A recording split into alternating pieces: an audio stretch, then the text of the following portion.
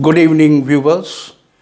Welcome to lecture first in English on the IPC.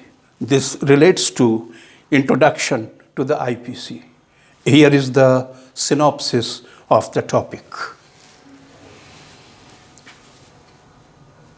First heading, General.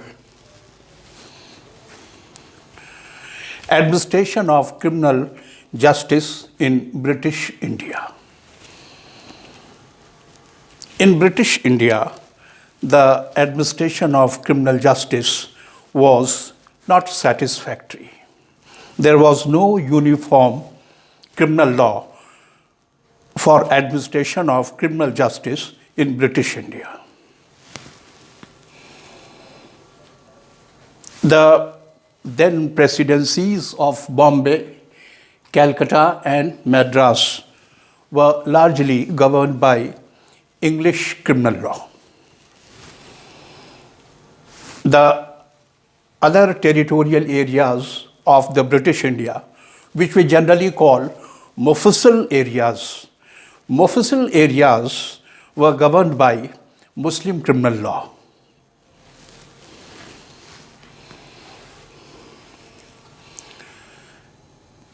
In the Bombay Presidency, Elphinstone Code was prepared. This code had only 44 sections. Mr. Elphinstone was the then governor of the province of Bombay. Under his guidance, Elphinstone Code was drafted. It was wholly insufficient. In the province of Punjab, a code was drafted in 1844. But all these efforts were insignificant.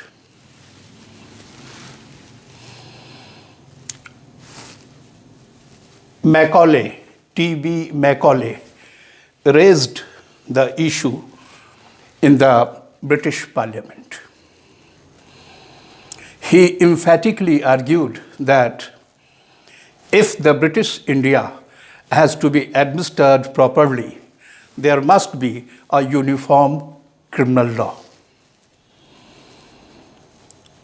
He put forth his case very emphatically, very seriously, and effectively. In consequence of the same, a Charter Act of 1833 was passed by British Parliament. The Charter Act of 1833 was passed at the request of Macaulay.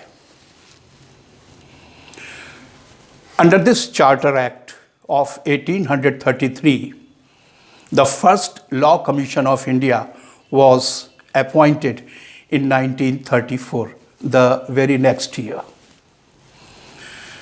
The commission was asked to prepare a uniform criminal code to be applicable in the whole of the British India. 1834, very significant year. The first Law Commission of India was appointed. Macaulay was made the chairman of the first Law Commission. Now, enactment of the IPC. Macaulay and his team worked very hard, and within 3 years, that is, in the year 1837, draft IPC was prepared. The draft Indian Penal Code was prepared. Help was taken from existing English criminal law and also from the Napoleon Code and also from Livingstone's Code. English criminal law, Napoleon Code, Livingstone's Louisiana Code. Help was taken from these sources, and a draft IPC was prepared in the year 1837 itself.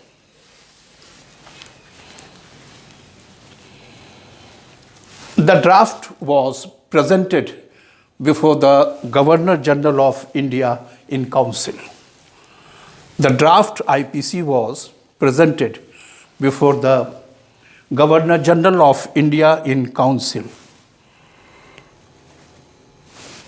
Objections were raised. Some shortcomings of the draft code was pointed out. So the draft code went under revision. It was revised by Sir Barnes Peacock, who later became the Chief Justice of Calcutta. The revision was also undertaken by J.W. Colville. These two distinguished jurists of the time revised the draft Indian Penal Code. Finally, the Indian Penal Code was prepared in the year 1850. Draft was prepared as early as in 1837, but final draft was prepared after a long time in 1850. It was passed by the legislative body on 6th October 1860. This date is important. On 6th October 1860, the IPC was passed by the legislative body. You may be sad to know that before the code was finally passed, Macaulay, who had labored hard in the preparation of the code, had already died almost 1 year ago. So the IPC was passed after Macaulay's death in 1859.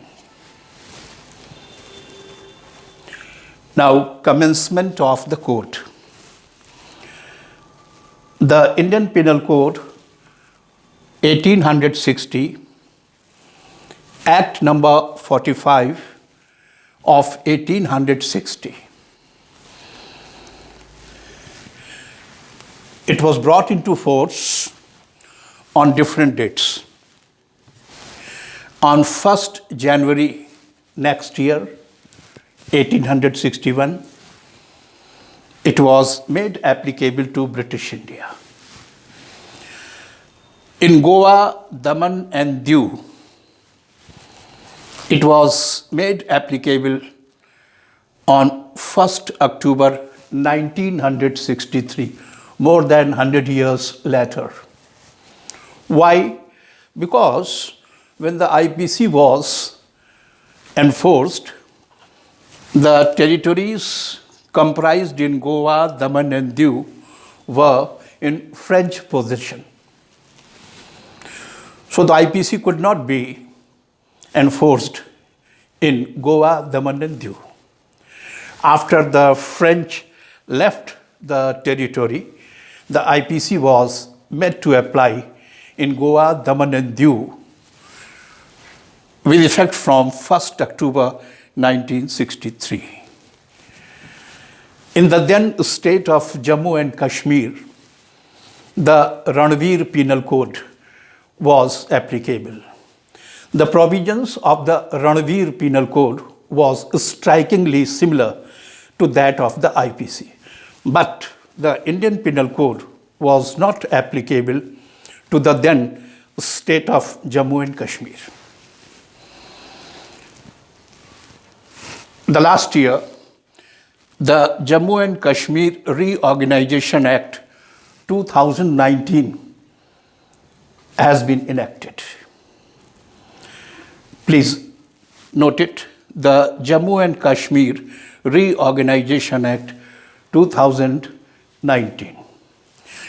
By this act, the erstwhile the state of Jammu and Kashmir became a history, and in its place, two union territories came into existence. The Union Territory of Jammu and Kashmir and the Union Territory of Ladakh. In these two union territories, namely the Union Territory of Jammu and Kashmir and the Union Territory of Ladakh, the IPC has been made applicable with effect from 31st October 2019. So you have to learn three dates. The first date, when the IPC was made to apply in the whole of the British India. The second date, 1st October 1963, when the IPC was made to apply to Goa, Daman and Diu. And this date, 31st October 2019, when the IPC was introduced, was made to apply to the two new union territories, the Union Territory of Jammu and Kashmir and the Union Territory of Ladakh. Under the Jammu and Kashmir Reorganization Act 2019, an adaptation order was passed. Adaptation order was passed under the Jammu and Kashmir Reorganization Act. By this adaptation act, which was passed under section 96 of the Jammu and Kashmir Reorganization Act, 37 central acts, including the IPC, were made to apply to the Union Territory of Jammu and Kashmir and the Union Territory of Ladakh. So these three dates bear special significance. Besides three dates of the commencement of the IPC in different areas of the India, one date, this 6th October 1860, is also to be kept in mind. This is the date when the IPC was passed. Now, IPC not exhaustive. The IPC is not exhaustive. It does not define and makes punishable all the offenses. It is only a general penal code for India. It does not cover all the offenses. There are various other offenses which have been defined and made punishable under other acts. So, IPC is not exhaustive. It is not consolidating either. It does not collect at one place. It does not collect at one place all the offenses, definition and their punishment. So, the IPC is not exhaustive. The IPC is not consolidating. It is only a general penal code for India. There are various other offenses which have been defined and made punishable under various other acts. So by no means the IPC is exhaustive. By no means it is consolidating. It is only a general penal code for India.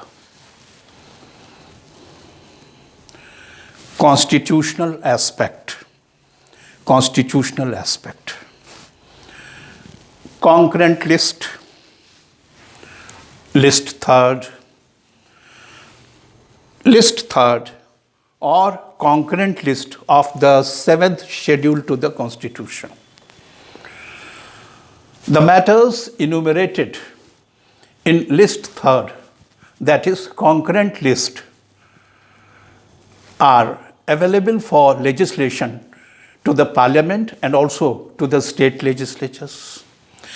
The matters specified in the concurrent lists are available for legislation to both the Union Parliament and also the state legislatures. Entry 1 of the concurrent list.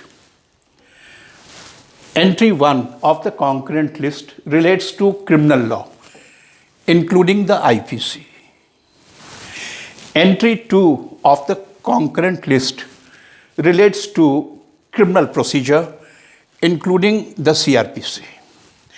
And entry 12 of the concurrent list relates to evidence, oath, and judicial proceedings.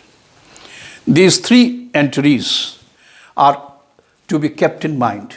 Entry 1, entry 2, and entry 12 of the concurrent list, list 3rd. Entry 1st relates to the criminal law, including the IPC. Entry 2 relates to criminal procedure, including the CRPC. And entry 12 relates to evidence, oath, and judicial proceedings.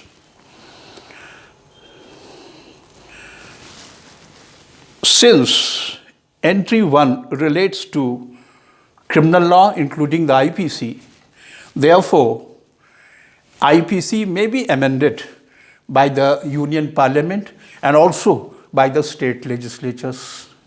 Sometimes a question is asked whether IPC can be amended by the state legislatures also. The answer is yes, because the criminal law and the IPC are covered in entry 1 of the concurrent list. So both the legislature, the central legislature and the state legislatures have competence to amend the IPC. So note it very well that the IPC, the CRPC, and the CPC, IPC, CRPC, and the CPC, all these three enactments can be amended by the Union Parliament and also by the state legislatures. Ordinances may be issued by the President of India and also by the governor of the respective states. Thank you very much.